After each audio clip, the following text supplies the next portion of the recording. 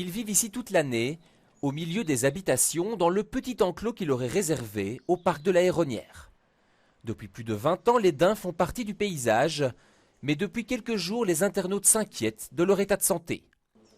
Kystes et blessures sont visibles à l'œil nu, des signes pas forcément très surprenants vu la situation. Ce sont des animaux qui vivent dans un enclos, malheureusement. Ce sont des animaux sauvages qui auraient besoin de beaucoup plus d'espace.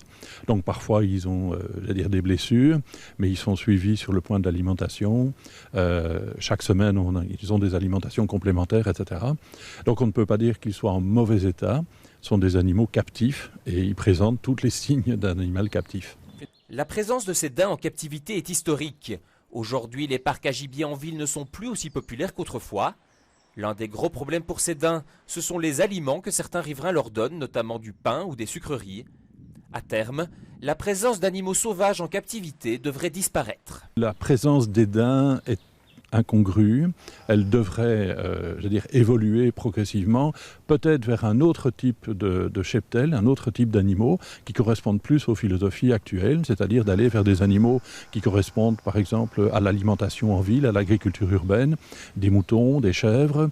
Les vétérinaires et le personnel de Bruxelles Environnement surveillent la situation avec attention.